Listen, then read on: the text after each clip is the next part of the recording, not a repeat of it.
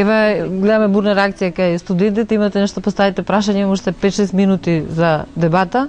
Да, јас би сакал да му поставам прашање на господин Змијанац. Претходно ја спомна превенцијата во нашата држава и би сакал да знам што мислам, дали е доволна превенцијата во нашата држава, дали е во доволни рамки. Па ваша колешката која вели дека ја како психолог како ќе постигнам со 1200 ученици. Педагогот исто така, наставникот или професорот кој завршува училиштниот час најчесто се исклучуваат сите одговорности обврски што ги има во основ на воспитување, следење на детето. Родителот очекува дека училиштето му е втора мајка и дека таму ќе го насочат како понатаму. И доаѓаме до проблем како ќе се детектира дете кој живее во семејство во ризик, дисфункционално семејство, кога психологот работи само со детето или родителот кој некогаш е соработлив, некогаш не.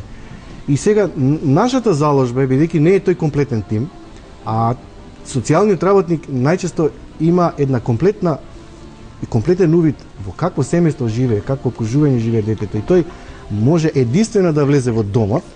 Се залагаме секој училиште да вработи социјален работник и да се комплетира тој тим на психолог, педагог и социјален работник, така ќе им се олесни и работата на психологот и педагогот, така психологот нема да одат учениците само као казда на разговор, туку социјалниот работник ќе детектира состојбата, ќе му каже на психологот, ќе им каже на психологот и педагогот дека тоа дете живее во семејство во ризик, за да можат они соодветни мерки за превенција да превземат како институции во соработка со центрите социјална работа, полицијата и другите институции кои треба да се стават во максимална заштита. Имаме уште едно прашање?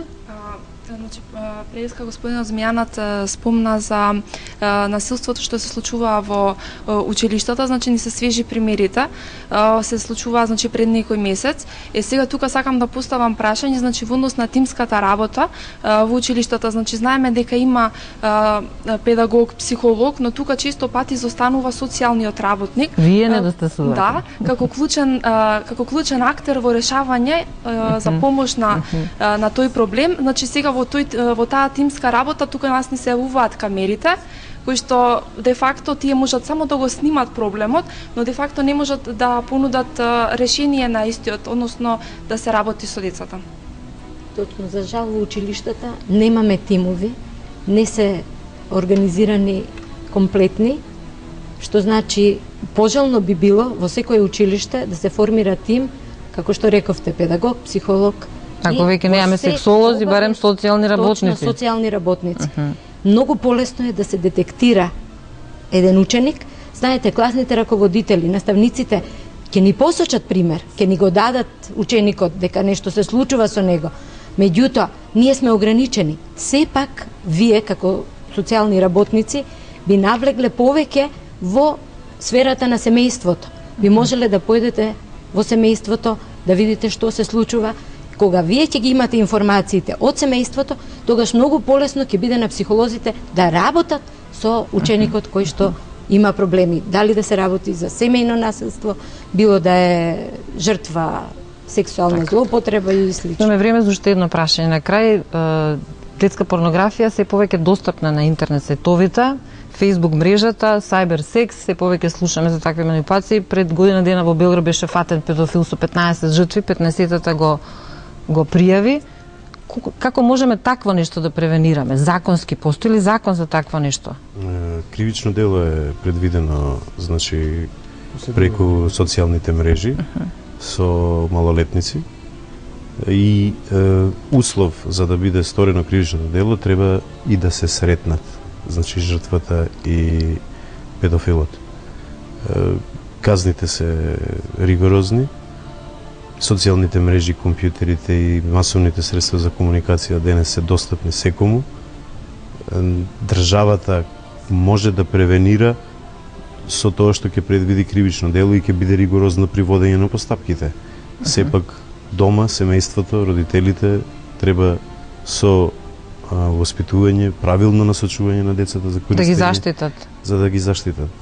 Не можеш да знаеш никогаш кој од другата страна на социјалната мрежа е, со скриен профил и така натаму. Па дури клипчето не се види на 2004-та тргна со неа дури нашите деца тоа почна да го прават во школско веќе, што е апсурд еден. Значи децата имитираат нас возрастните. Да, меѓутоа, како што рече господинот, знаете, заклучувањето во собата и гледањето на вакви работи би требало да биде сепак под некаква контрола. Дали е дрога, дали е гледање порнографија, дали е разговор со некој тамо чичко, дедо или таква работа, мислам треба родителите да знаат. Али има и друга една работа, навистина, кај секој телевизор има црвено дугме кој може да се изгаси, родителот е тој што би требало да го одлучи тоа. Затоа што сепак се работи за негово дете, кој најповеќе го сака и кој сигурно дефинитивно сака да биде да израсте во еден нормален прав граѓан, а не граѓан со настраности, со работи или да се влече по судови. Така, педофилија, парафилија, терминот? Парафилија се настраностите, а педофилија се склоност кон имањето секс со деца. Да, обично викаат психијатрите педофилија кога детето е неоформено, значи ги нема атрибутите на зрела жена. Значи педофилија не е ако момчето има 18 години, а девојчето 16. Тука ако има девојчето 10 години, а возрастниот многу повеќе. Па цел на педофилот не е толку не облюбува оформени, желбата за доминација. И многу често, барем во теоријата, се вели дека дел од педофилите се и хомосексуалци. Многу често и други има и профили на личности.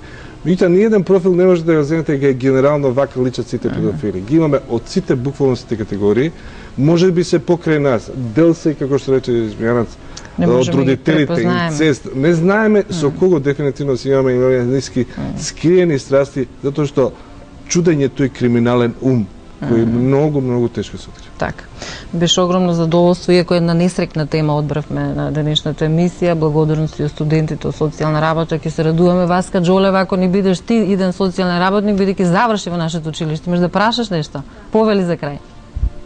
Па би сакала да прашам, моето прашање во доменот на педофилијата, зошто мерките што се преземат, казните мерки кон педофилите се само казна, одлежување казна затвор, а не и некои други активни мерки, пример нивна ресоциализација? Дефинитивно нема метод да се ресоциализираат. Чудно е тоа, меѓутоа имаат и во Америка специализирани клиники каде што не успеале да сменат ништо. Се до следното сторување, излегување од затвор или така натаму. Стоиме на став дека дефинитивно казната и тоа можно висока казна е за нив. Затоа што кој е тој човек да упропастува други? Судбини. Кој е тој човек што може тоа да го направи? И кој му дал право? Ќе одвивам емисијата со една мисла дека и животот и 100 години да ни трае, кога ќе се вратиш наназад, ни тие 100 години, не е важно колку ти било контото, банкарската сметка, колку куки си направил, колку коли или било што, важно е колку си успел децата да ги усрекиш во својот живот. Дали туги или сопствени деца не е важно. Ниедно дете не може да се расипе од љубов, од топол збор, од нежност. Гушнете ги вашите деца. И заборавете на агресивноста. Кога викате по нив, викате по себе и својот нереализиран живот. Добра ноќ.